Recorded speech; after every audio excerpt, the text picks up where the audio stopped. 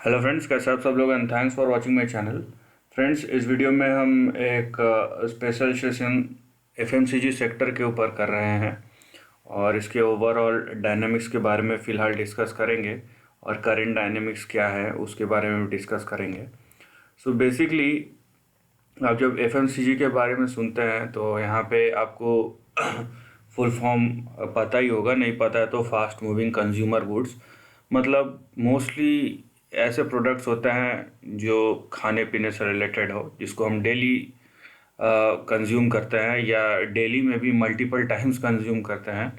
उस टाइप के प्रोडक्ट्स हो, जैसे टूथपेस्ट हो गया, खाने पीने का सामान में बिस्किट हो गया, चॉकलेट हो गया, समझ लीजिए जैसे सीरियल्स हो गए, ऐसे जितने भी सारे प्रोडक्ट्स हैं, या हम लोग जैसे रोज़ तेल लगाते हैं, तो जिसका कंजम्पशन रेगुलर बेसिस पे होता हो, राइट। और ऐसे प्रोडक्ट्स या ऐसा सेक्टर, क्योंकि हम सेक्टर के बारे में बात कर रहे हैं, पूरा का पूरा ऐसा सेक्टर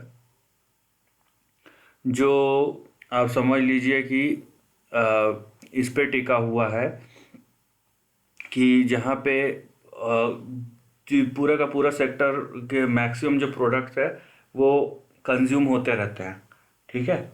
और ऐसा सेक्टर जिसका प्रोडक्ट जो है 12 महीने 365 दिन और 365 दिन के हर एक दिन, और उसमें भी कई बार दिन में भी कई बार कंज्यूम होता है इस टाइप के प्रोडक्ट्स। तो मतलब ये 12 महीने चलने वाला बिजनेस है, एवरग्रीन, नॉन सीजनल। इसमें सीज़न, बारिश, गर्मी, ठंडी का कोई ज़्यादा इम्पैक्ट नहीं आता। कोई अननेसेसरी इवेंट्स हो जाए तो दूसरी बात है, ठीक है।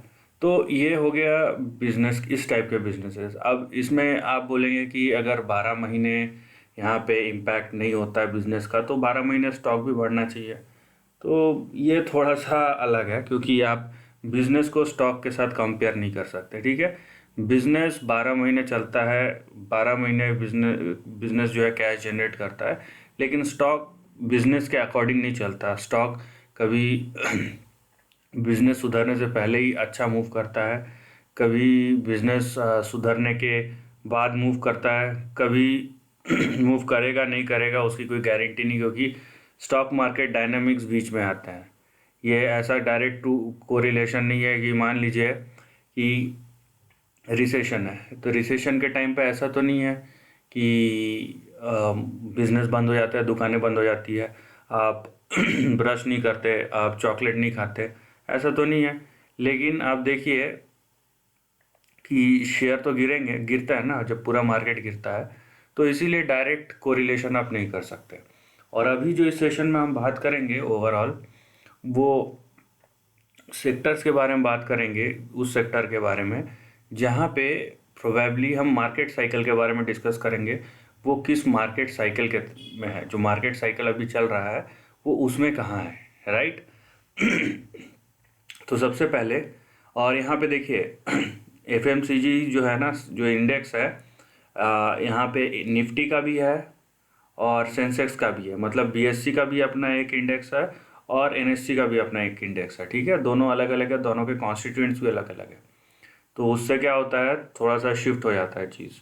अभी ये आप देख रहे हैं निफ्टी का पीई, ठीक है, सॉरी, निफ्टी एफएमसीजी का पीई। ये देखिए निफ्टी एफएमसीजी का ये पीई है। ये कहाँ से है आपका, 2014 से 2020, मतलब 6 साल का। और यहाँ पे देखेंगे आप, ये एक्सपैंडिंग नहीं है, ठीक है, फ्लैट है ओवरऑल। ऊपर देखिए 50, और यहाँ नीचे देखिए अभी जो क्रैश हुआ था उसमें गया था अराउंड इसको मैं थोड़ा सा ऊपर करता हूँ, तो ये अराउंड 20-25 के आसपास गया था, राइट। ये गया था आपका, यस, 25-27 के आसपास गया था, ठीक है। तो इस रेंज में ये घूम रहा है। तो इससे बहुत लोग ये बोलेंगे कि अभी ये lower and of the range में था, अभी ये देखिए ऊपर गया, थोड़ा सा करेक्ट हुआ, अभी फिर से शायद अपर एंड ऑफ द रेंज में जाए, ठीक है, पॉसिबल है। या तो फिर बहुत लोग ये बोलेंगे नहीं, अभी नीचे गिरा है, अभी ऊपर हाई रीटेस्ट, ये ऊपर गया, अभी फिर से शायद रीटेस्ट करें, मतलब फिर से ओवरऑल सेक्टर में करेक्शन है। क्योंकि पी जो है वो कहीं ना कहीं प्राइस से तो रिलेटेड है ही, क्योंकि प्राइस और अर्निंग्स दोनों है, तो प्राइस तो है, तो प्राइस करेक्ट हो, प्राइस ऊपर नीचे जैसे जाएगा पी भी उसी तरीके से घूमेगा। तो एक व्यू वो हो सकता है। अब सही क्या है? सही यहाँ पे बात यह है कि बहुत सारी चीज़ें हैं, ठीक है। ज़रूरी नहीं है कि पूरा सेक्टर ऊपर जाए तो उस इंडेक्स का हर एक स्टॉक ऊपर जाए।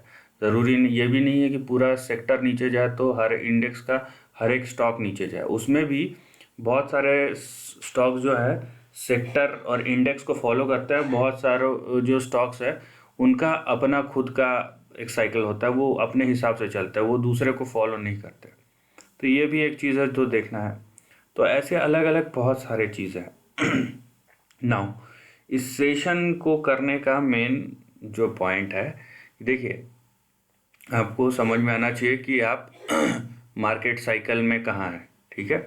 और उसके लिए आपको ये समझना है कि इंटरेस्ट रेट कहाँ पे है। राइट। क्योंकि देखिए ये ऐसे स्टॉक्स है, जाहिर सी बात है, जो जिसको डिफेंसिव सेक्टर कहा जाता है। डिफेंसिव का मतलब क्या है? डिफेंसिव का मतलब बहुत लोग ये बोलेंगे कि स्टॉक आपको रिटर्न कमा के दे साल दर साल, स्टॉक जो है वो आपको गिरने से बचाए। तो ऐसे बहुत सारे डेफिनेशन हो सकते हैं, लेकिन बात यह है कि ये सब स्टॉक्स का जो मूवमेंट होता है ना बहुत लिमिटेड होता है। ये ऐसे स्टॉक नहीं होता है कि एक साल में 1000% भाग गया और दूसरे साल में गिर गया। 10 से 15% का मूवमेंट रहता है ईयर ऑन ईयर, ठीक है। और आपको पता है कि ऊपर जाएगा तो भी लिमिटेड है, नीचे आएगा तो भी लिमिटेड है। तो पोर्टफोलियो को, या पोर्टफोलियो में अगर एक दो अच्छे एफएमसीजी के स्टॉक है तो आपके पोर्टफोलियो को बैलेंस करने में हेल्प करता है। हाँ, अगर आपने बहुत लॉन्ग टर्म में लिया हुआ है, आप अगर 20-25 साल से कोई स्टॉक होल्ड कर रहे हैं, तब तो वो पोर्टफोलियो को आपको बेनिफिट ही देगा। लेकिन इंटरमीडिएट जैसे 3 साल 5 साल में भी वो जो पोर्टफोलियो है उसको वो ऐसा होल्ड करके पकड़े रहता है, स्ट्रेंथन करता है। तो यहाँ पे ये भी चीज़ है जो आपको देख के समझना है, ठीक है। और दूसरी बात कि ये मार्केट में ऐसा तो नहीं है कि मार्केट में हमेशा नया पैसा आते रहता है, ठीक है। और नया पैसा हमेशा आते भी रहेगा। तो जो लगाने वाले हैं रिटेल इन्वेस्टर्स या रिटेल ट्रेडर्स नहीं है, जो लगाने वाले हैं वो भी अपने हिसाब से देख के लगाएंगे, ठीक है, कि कहाँ लगाना है कहाँ नहीं लगाना है। जहाँ जो अच्छा है, खाली सिर्फ अच्छा स्टॉक है, अच्छा बिजनेस है बोल के ही नहीं लगाते। वो लोग देखते हैं कि मार्केट में वैल्यूएशन क्या है, उसमें मैं लगाऊंगा तो मेरे को रिटर्न जनरेट होगा कि नहीं। राइट। आपको अगर देखना है एचयूएल का स्टॉक, देखिए वो 10-11 साल तक एक लेवल में ही था, बढ़ा ही नहीं। उसके बाद जब वो शुरू हुआ पिछले 8-9 साल 10 साल से अप ट्रेंड में है, तो उससे पहले वो 10 साल तक कोई रिटर्न नहीं दिया। तो ये भी आपको समझना ज़रूरी है कि मार्केट साइकिल जब वो स्टॉक्स खरीदेंगे, पूरा का पूरा सेक्टर नहीं खरीद लेते हैं, या कि कोई लिक्विडिटी है ही नहीं है, अब तो कोई बेचेगा ही नहीं, हमने सब खरीद के बैठा अब ऊपर ही जाएगा, ऐसा नहीं होता है, ठीक है। तो आप मार्केट साइकिल और मार्केट डायनेमिक्स को समझिए यहाँ पे। तो यहाँ पे ये ऊपर जाएगा नीचे जाएगा वाली बात नहीं है, लेकिन जब इंटरेस्ट रेट लो रहते हैं तो जो ओवरऑल मार्केट रहता है वो रिस्क ऑन पे जाता है। मतलब जो इकोनॉमी फेसिंग सेक्टर है, जैसे फाइनेंशियल हो गया, ऑटो हो गया, ठीक है। और अब बोल लीजिए जो लोग कंज्यूम करते हैं, ठीक है। अब बोलेंगे कंज्यूम का मतलब बिस्किट भी लोग रोज़ खाते हैं, नहीं, मैं एफएमसीजी को छोड़ के बोल रहा हूँ। कंजम्पशन में आपके बाइक्स हो गए, कार हो गए, आपके मान लीजिए कि ट्रैक्टर्स हो गए, आप बोल सकते हैं फ्रिज, एसी, जिसका जो वैल्यू है in terms of absolute money वो बड़ा है, ठीक है। एक बिस्किट 10 रुपये का आता है, एक फ्रिज 10 रुपये का नहीं आता, उसके लिए आपको 10,000 15,000 20,000 खर्चा करना पड़ेगा। तो ये थोड़ा सा डिफ्रेंसिएशन है इसमें। राइट। अभी देखिए आप ये निफ्टी का एफएमसीजी का इंडेक्स है, राइट। और ये आपका उसका भाव है निफ्टी एफएमसीजी 30,000 का। और इसके आपको कॉन्स्टिट्यूएंट्स देखिए कौन कौन सा है। इसके लिमिटेड कॉन्स्टिट्यूएंट्स है 1 2 3 4 5 6 7 8 9 10 11 12 15 16 16 कॉन्स्टिट्यूएंट्स है। ब्रिटानिया, कोलगेट, और सब ब्रांडेड कंपनी है।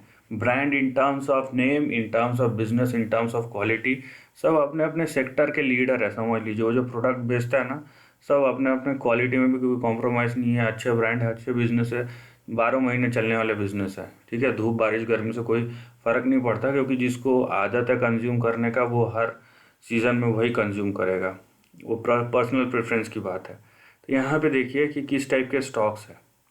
वहीं अगर हम बीएससी के बारे में देखें, बीएससी एफएमसीजी, इसका वैल्यू है 11,152, 11,152, लेकिन इसके कॉन्स्टिट्यूएंट्स बहुत ज़्यादा डाइवर्सिफाइड है, ठीक है।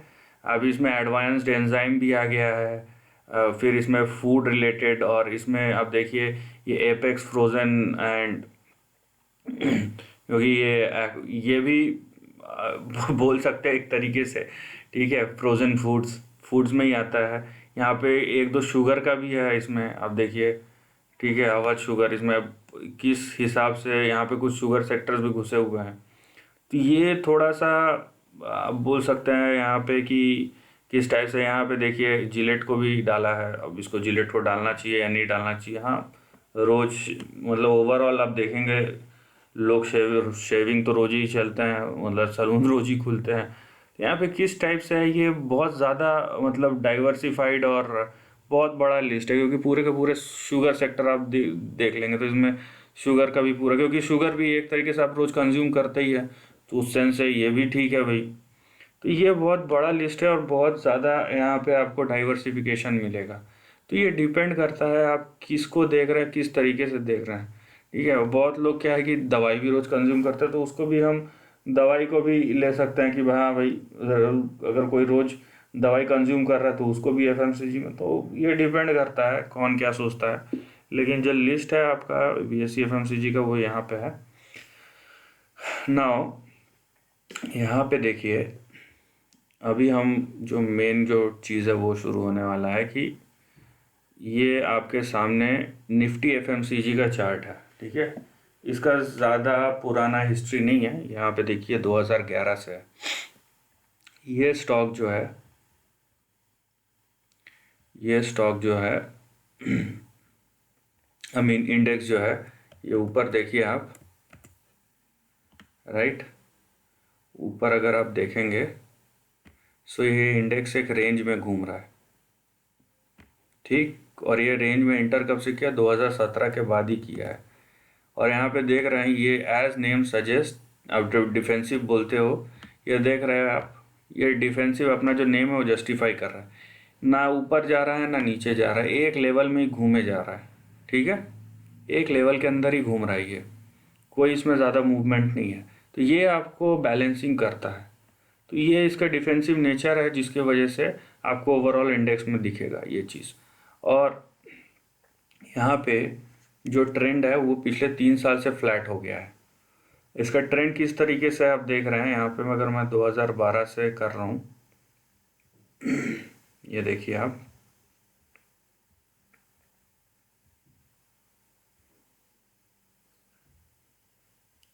ठीक है, ये देखिए, ये आपका कुछ इस तरीके से यहाँ पे ट्रेंड बन रहा है, राइट। ये इस तरीके से कुछ ट्रेंड बन रहा है, ऊपर नीचे ऊपर नीचे। अभी जो है it is something like this, और ठीक है, ये देखिए, तो ये कुछ इस तरीके से ट्रेंड बन रहा है। यहाँ पे एक चीज़ याद रखिए आप, ये अगर आप वीकली चार्ट है ये, लेकिन अच्छा खासा डेटा यहाँ पे फ्लैटनिंग आउट, जो कर्व जो होता है ना, फ्लैटनिंग आउट की बड़ा ट्रेंड ऐसा है कि होल्ड कर रहा है, ऊपर फ्लैट हो रहा है, तो ये वो इंडिकेशन दे रहा है, राइट। तो यहाँ पे जो इंडिकेशन है आप उसको समझिए कि किस तरीके का इंडिकेशन है और ये जा कहाँ पे रहा है। तो यहाँ पे इस हिसाब से आप देखिए कि प्रोबेबली ये 2011 से 2018 मतलब 7 साल का वैसे ही बुल रन है, राइट ना। अभी तक हमने एनएससी के एफएमसीजी का जो चार्ट था वो देखा। अभी जो आप ये देख रही है बीएससी का, एनएससी वाला 2011-12 से है, था। बीएससी का देखिए 2004 से है। और ये ट्रेंड देखिए आप, अभी अगर आप बोलेंगे तो यहाँ पे देखिए मंथली चार्ट है ना, तो समझ में नहीं आता है। यहाँ पे एक चीज़ देखिए आप, ठीक है, यहाँ पे आप एक चीज़ देखिए कि ये 2006 से लेकर 2009 3 साल का ये कंसोलिडेशन पीरियड है। ठीक है, आपको ऐसे में समझ में नहीं आएगा, यहाँ से वैसे दिख रहा है ये पूरा ही अब ट्रेंडिंग है, लेकिन ये 3 साल का बीच में कंसोलिडेशन है, राइट। तो ऐसे बहुत सारी चीज़ें, ये देखिए 2003 से 2005 ये भी आपका 2 साल का करेक्शन और उसके बाद रीबाउंड का पीरियड है। तो ये भी चीज़ है जो आपको समझना है यहाँ पे, ठीक है। तो ये सब चीज़ें हैं छोटी छोटी जो आपको समझनी चाहिए, लेकिन मेन क्या है यहाँ पे, मैं लाइन चार्ट में ले जाता हूँ आपको। और यहाँ पे देखिए आप, ठीक है, यहाँ पे आप ट्रेंड को देखिए,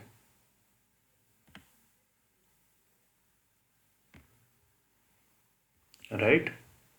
आपको पता चलेगा कि यहाँ पे आपको, क्योंकि ये थोड़ा बड़ा ट्रेंड है ना, निफ्टी के एफएमसीजी में आपको दिख रहा था कि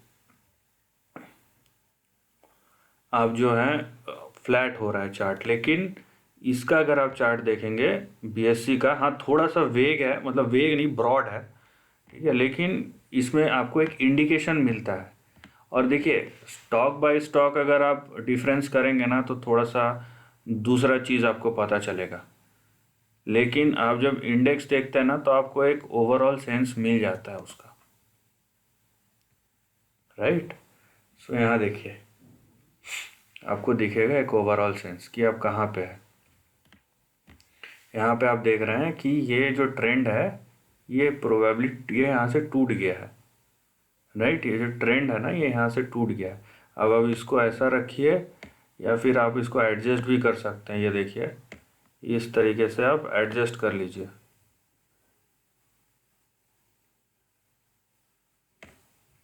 राइट। ये देखिए यहाँ पे दिखेगा कि आपका जो ट्रेंड था ये 2019 के आखिरी में ये टूट गया है, और यहाँ रीटेस्ट किया और उसके बाद फिर से गिरना शुरू हो गया। तो अभी यहाँ पे दो इस चार्ट से आपको पता चल रहा है कि ये जो ट्रेंड है अभी ये टूट गया है। और इसका रेजिस्टेंस कहाँ पे आ रहा है, अगर आप बीएससी का देख रहे हैं तो एनएससी का जैसे करंट प्राइस 30-32 हज़ार पे है, बीएससी का आपको 13,000 पे इसका हाई दिखेगा, और इसका लो जो है वो आपको दिखेगा नीचे, यहाँ पे देखिए आपको उसका लो दिखेगा नीचे के साइड में जो है करीबन 8,000। अब ये यहाँ तक रहता है या इसके नीचे टूटता है वो दूसरी बात है, राइट।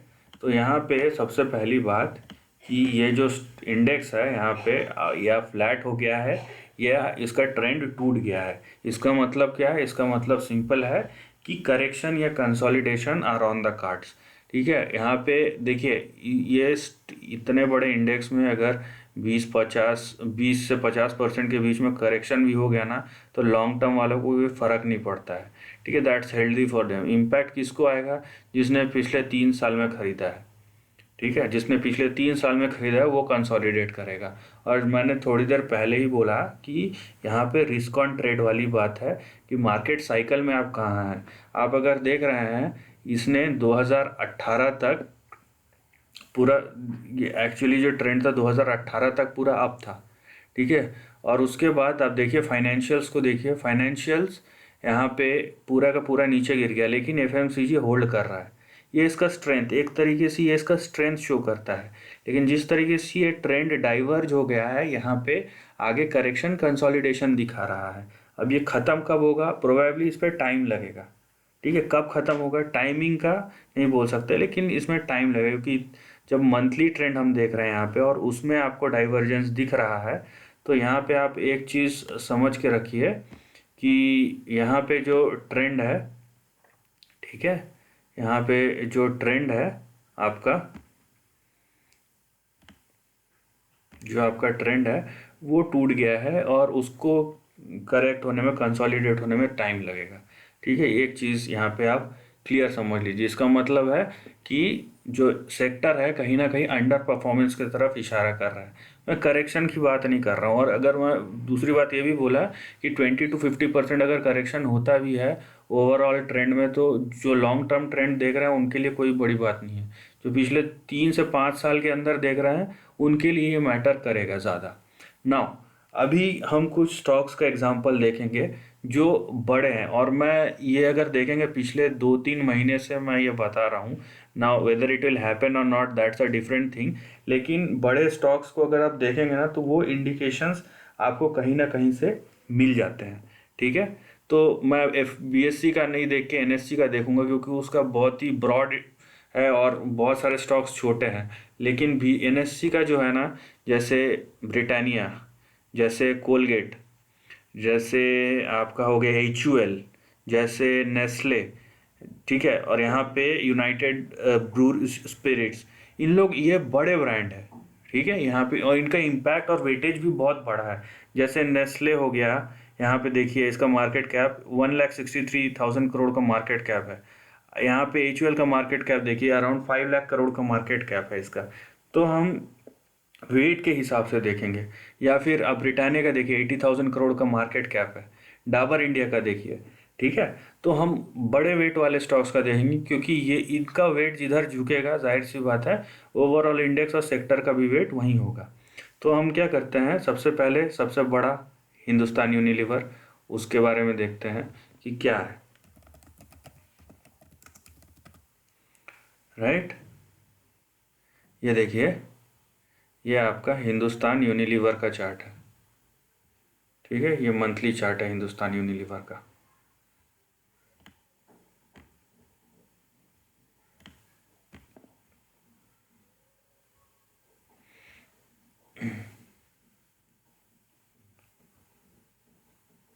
यहाँ पे ये देखिए,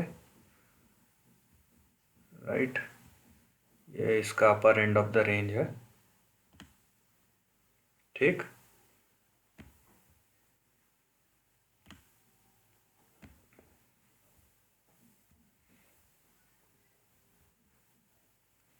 यहाँ पे देखिए आप। ठीक है, ये ज़्यादा करेक्शन, ये ज़्यादा कम वाली बात नहीं है। यहाँ पे स्टॉक कंसोलिडेट और करेक्ट होने की बात है। इसका रैली कहाँ से शुरू हुआ आप देखिए, इसका रैली आपको दिखेगा 2004 से। आप वैसे बोलेंगे तो, अदरवाइज मैंने कुछ समय पहले ही बोला, तो जो अंडर परफॉर्मेंस है ना, यहाँ पे देखिए आप, ये एक रेंज में कहाँ से कहाँ तक था। देखिए 2000 से या 2000 से यहाँ 2006, और ये ब्रेकआउट कब हुआ 2011। तो 10-11 साल का यहाँ पे अगर आप बोलेंगे तो यहाँ से शुरू हुआ है, लेकिन ब्रेकआउट आया 2011 के बाद। और यहाँ पे क्या दिख रहा है, अपने अपर एंड, और ये हम मंथली चार्ट देख रहे हैं, इसका आपका सपोर्ट कहाँ दिख रहा है 1600, और उसके बाद बड़ा सपोर्ट आपको दिख रहा है अराउंड 981 के बीच में। हम मंथ, दो चीज़ यहाँ पे ध्यान रखिए। पहली बात, हम मंथली चार्ट के बारे में डिस्कस कर रहे हैं, सो ये सब ट्रेंड्स बनने में और बिगड़ने में दोनों में बहुत ज़्यादा टाइम कंज्यूम करता है, पहली बात। दूसरी बात कि हर एक, मैंने शुरू में ही बोला, हर एक स्टॉक साइकिल को फॉलो नहीं करता है, लेकिन मेजॉरिटी ऑफ द ट्रेंड जिधर है सेक्टर का झुकाव भी उधर होगा। ठीक है, ये हो गया HUL। आप देख रहे हैं यहाँ पे, ये higher end of the range, ये 2600 का हाई बनाया। ठीक है, ये 2600 का, 2400 2600 का हाई बना है, उसके बाद से करेक्ट हो रहा है। ये ज़रूरी नहीं है कि ये करेक्ट हो, ये कंसोलिडेट भी हो सकता है। करेक्शन और कंसोलिडेशन में फ़र्क है। करेक्शन होने के बाद एक बताता है, करेक्शन अगर बहुत सीवियर हो तो वहाँ पे चार्ट का या कंपनी का जो स्ट्रेंथ है प्राइस का वो बताता है। कंसोलिडेशन क्या है, अगर करेक्शन ना होगा कंसोलिडेशन में चले जाए तो एक इनहेरिट स्ट्रेंथ शो अप करता है कि प्रोबेबली वहाँ पे लोग बेचेंगे नहीं, वेट कर रहे हैं। ठीक है, या एक्यूमुलेट हो रहा है। और ये ऐसे प्रेडिग्री क्वालिटी के स्टॉक्स है जहाँ पे आपको correction consolidation, most probably consolidation दिखेगा, और अंडर परफॉर्मेंस का आप सीधा मतलब निकाल लेंगे कि अब 50% गिरने वाला है। नहीं, ये फाइनेंशियल या ऑटो स्टॉक्स नहीं है, सिक्लिकल स्टॉक्स नहीं है ये अगर आपने शुरू में ही मैंने बताया, इसको आप उससे कनेक्ट कीजिए प्लीज़।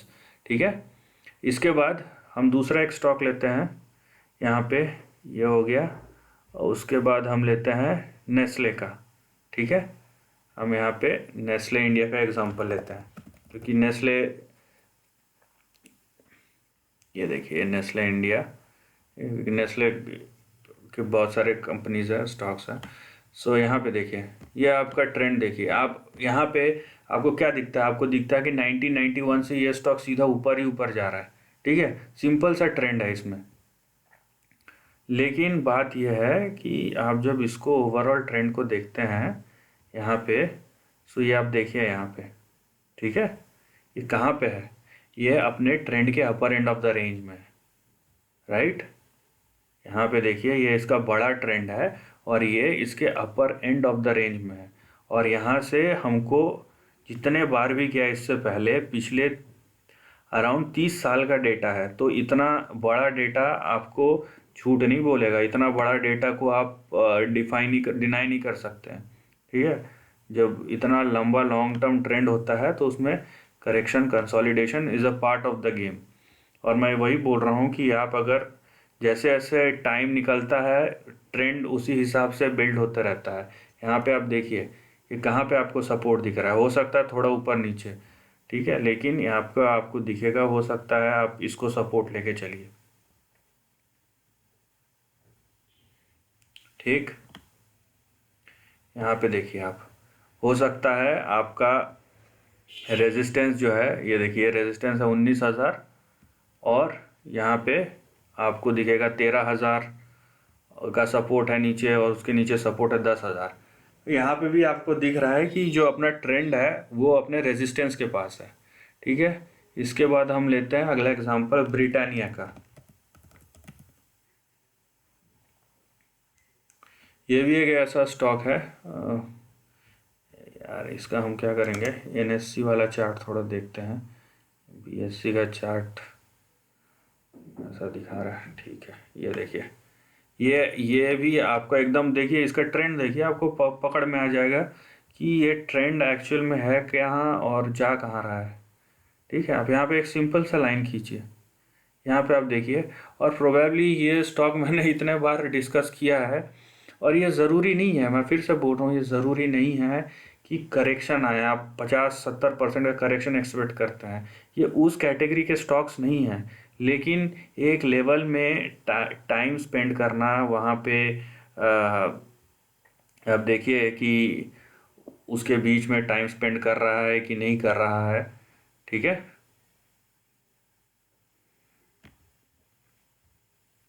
ये देखिए,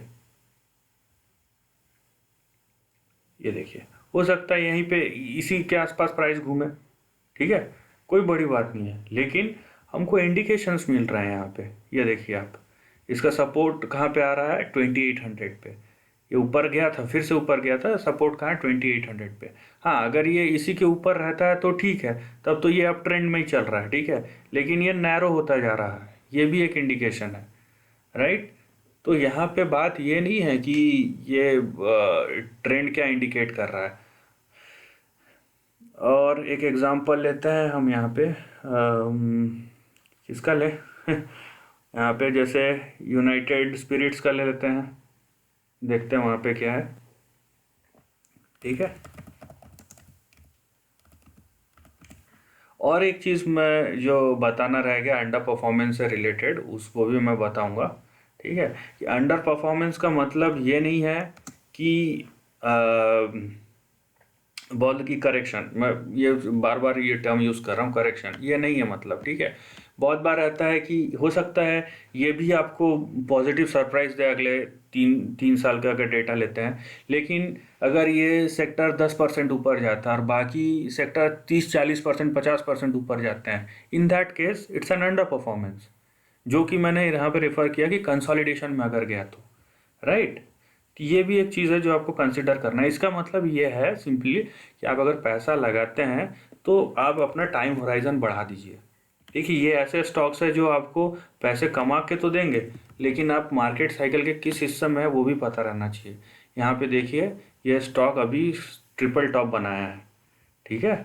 इसका सपोर्ट कहाँ पे आएगा, 369, यहाँ पे देखिए 1, यहाँ पे आपको दिखेगा, ये यूनाइटेड स्पिरिट्स का स्टॉक है 2015, 2018 या 2020, यहाँ पे ट्रिपल टॉप जैसा यहाँ पे पैटर्न फॉर्मेशन हो रहा है, that is a negative thing. तो हो सकता है ये 363 के नीचे ना गिरे, लेकिन ये इस लेवल के अंदर ही कंसोलिडेट करते रहे, ये भी पॉसिबल है, ठीक है। तो ये इसका मतलब ये नहीं है कि ये स्टॉक खराब है, इसका मतलब ये है कि प्रोबेबली आप देखिए ये स्टॉक अगर आप नीचे से देखें स्विंग्स बहुत है, लेकिन 1997 से इस स्टॉक ने 2015 तक 30,000% का रिटर्न दिया है। सो आप इस चीज़ को भी देखिए यहाँ पे, राइट। उसके बाद बड़ा स्टॉक कौन सा लें हम, नेस्ले हो गया यहाँ पे। आईटीसी का भी चेक कर लेते हैं। ITC is an staggered under performer, उसमें कोई बड़ी बात नहीं है, और आईटीसी के बारे में ये डिस्कस हुए जा रहा है कि किस टाइप से अंडर परफॉर्म कर रहा है पूरे सेक्टर को। और यहाँ पे आप देखिए ये आपके सामने ट्रेंड है, ठीक है, आईटीसी का ये आपके सामने ट्रेंड है।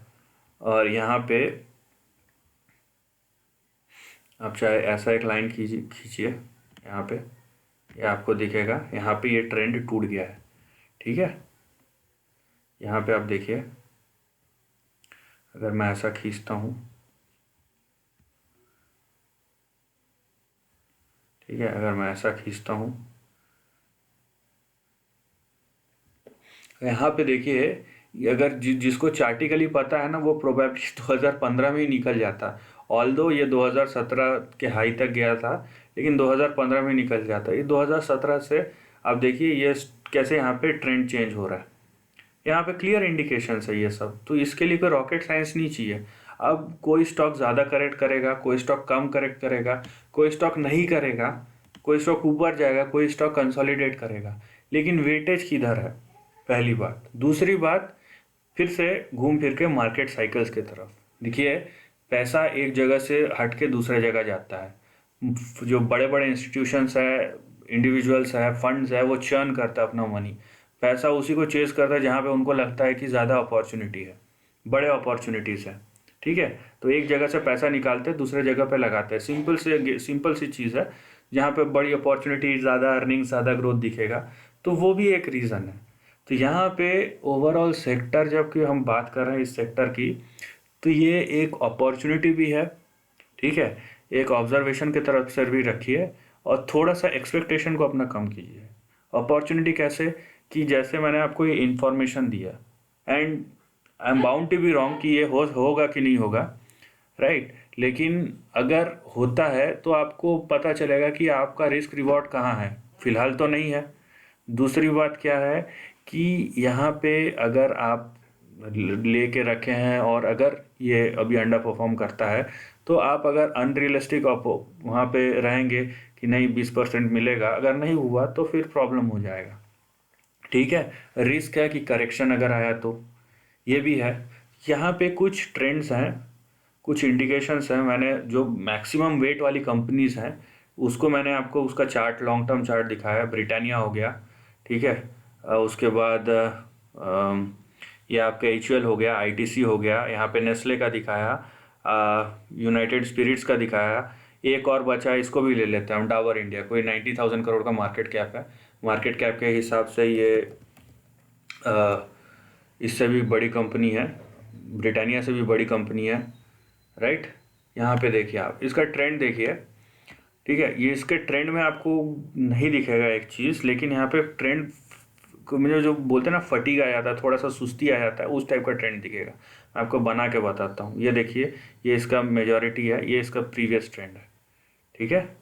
उसके बाद मैं अगर यहाँ से खींचता हूँ, ये इसका ट्रेंड है, देखिए, ठीक है। उसके बाद ये इसका ट्रेंड है, देखिए, राइट। यहाँ पे देखिए आप, ये देखिए, ठीक है, यहाँ पे थोड़ा सा फटीग आ गया है और ये एक स्क्वीज्ड चैनल में घूम रहा है। अभी हो सकता है कि ये इस चैनल में ही ऊपर बढ़े, इसका मतलब ये नहीं है कि ये गिर रहा है, ये प्राइस ऊपर जा रहा है, लेकिन अब इस यहाँ पे जो रिटर्न एक्सपेक्टेशन है ना बहुत लो हो जाएंगे, ठीक है। यहाँ पे अगर आप रिटर्न एक्सपेक्टेशन देख रहे हैं, सो यहाँ पे बहुत लो हो जाएंगे। ऊपर देखिए, यहाँ पे आप क्या एक्सपेक्ट कर रहे हैं, 600 और 600 700, नीचे 400, तो मतलब 200-300 पॉइंट के बीच में घूमेगा। हाँ, ये अगर इसके अंदर जाते रहता है तो भी आप बोल सकते हैं कि हाँ भाई ऊपर तो जा रहा है, लेकिन अंडर परफॉर्म करेगा। मैं वही बोल रहा हूँ, एक्सपेक्टेशन आप अपने कम कीजिए, एक्सपेक्टेशन को आसमान पे मत ले जाइए इसमें, पहली बात तो। और दूसरी बात, मार्केट साइकिल और मार्केट डायनेमिक्स के हिसाब से। तो मेजॉरिटी जो इसमें है, मैंने आपको 4-5 स्टॉक्स के एग्जांपल बताए, प्लस इंडेक्स का जो झुकाव है वो दिखाया। तो इसको ध्यान रखते हुए आप सेक्टर को देखिए, उसके स्टॉक्स कैसे परफॉर्म कर रहे हैं वो देखिए, और कौन से स्टॉक्स प्रोबेबली परफॉर्म कर सकते हैं, ठीक है। और अगर वहाँ पे जैसे कि फॉर एग्ज़ाम्पल, ठीक है, जैसे ये निफ्टी एफएमसीजी है, ठीक है, तो हम बुलिश कब होंगे, यहाँ पे ये भी है ना कि अगर करेक्ट नहीं हुआ तो, अगर करेक्ट नहीं हुआ और ये ऊपर गया तो ठीक है भाई, वहाँ पे हम बुलिश कब होंगे। वहाँ पे ये देखिए सिंपल सा तरीका है, ये आपका प्रीवियस हाई है, ठीक है, 33,000 का, ये निफ्टी एफएमसीजी है, मैंने निफ्टी एफएमसीजी का एग्जांपल लिया, ये इसका हाई है। तो ये जब 33,500 33,500 के ऊपर जब ट्रेड होना शुरू हो जाएगा, हम उस पर बुलिश हो जाएंगे फिर से। ब्रेकआउट होने के बाद सस्टेन करना चाहिए, ब्रेकआउट हुआ उसके बाद होल्ड करना चाहिए, ये नहीं कि ब्रेकआउट होकर नीचे गिर गया। तो यहाँ पे देखिए 2018 से धीरे धीरे अंडर परफॉर्म कर रहा है, ये जब 33,500 के ऊपर चले जाएगा तब हम बोलेंगे कि हाँ भाई अब ये ऊपर जा रहा है। और लेकिन उसमें भी एक कैच है कि कितना जा रहा है। दूसरे सेक्टर से ये मैंने ये भी बोला कि 10% मान लीजिए दे रहा है, लेकिन दूसरा सेक्टर अगर 50% दे रहा है तो कितना जा रहा है ये भी आप देखिए। क्योंकि यहाँ पे देखिए, मैं और एक तरीका बता देता हूँ आपको ट्रेंड को देखने का। आप अगर ऐसा ट्रेंड देखते हैं ना, तो यहाँ पे क्या दिखेगा, ये नीचे से ये ऊपर की तरफ जा रहा है, तब तो यहाँ पे इसका जो टारगेट है वो अराउंड 44-46,000 पर क्या है यहाँ पे, ठीक है। यहाँ पे 43,000 का इसका हाई है। ये भी ऐसा नहीं है कि ये नहीं हो सकता है, लेकिन पोटेंशियल कितना है, आपको परसेंटेज रिटर्न कितना मिलेगा उस पर। क्योंकि अगर ओवरऑल बुल ट्रेंड अगर शुरू हुआ, ठीक है, उसमें कोई भी स्टॉक, और इतने पेडिग्री स्टॉक्स जो है वो पीछे रह ही नहीं सकते हैं अगर मैं बुल ट्रेंड की बात कर रहा हूँ। लेकिन जो आप देख रहे हैं कि बुल ट्रेंड जब शुरू होता है, इंफ्रास्ट्रक्चर, ठीक है, रियलिटी, बैंक्स, एनबीएफसीज, उसके बाद रोड्स, रेलवे, उसके बाद ऑटो, ये सब स्टॉक्स जो है आपको बड़े रिटर्न कमा के देते हैं। एफएमसीजी उस टाइम पे काम नहीं करता, जब इकोनॉमी की हालत ख़राब हो, मतलब चीज़ें ठीक ना हो, तब देखिए एफएमसीजी का दौड़। और उसी टाइम पे आप देखिए, आप अगर 2011 के बाद से देखेंगे ना, एफएमसीजी बहुत अच्छा परफॉर्म किया है। 2011 2013 ये सब ऐसे टाइम थे जहाँ पे प्रॉब्लम्स थी, लेकिन एफएमसीजी ओवरऑल सेक्टर, उसके स्टॉक्स देखिए किस टाइप से परफॉर्म किया है। तो ऐसा नहीं है कि ये परफॉर्म नहीं करेगा, ऐसा नहीं है कि ये करेक्ट नहीं होगा, ऐसा नहीं है कि ये करेक्ट होगा ही। बहुत सारी चीज़ें हैं, लेकिन दो चीज़ें जो सिंपली आप समझ लीजिए, अंडर परफॉर्मेंस से मतलब कि रिटर्न एक्सपेक्टेशन कम रखिए और अपना टाइम होराइजन को थोड़ा ब्रॉड कीजिए। This is the end of the video पसंद आया तो लाइक और शेयर कीजिए, थॉट्स कमेंट सेक्शन में लिख के बताइए, और ऐसे नए कंटेंट के लिए चैनल को प्लीज़ सब्सक्राइब कीजिए। Lastly, take care of your family and friends.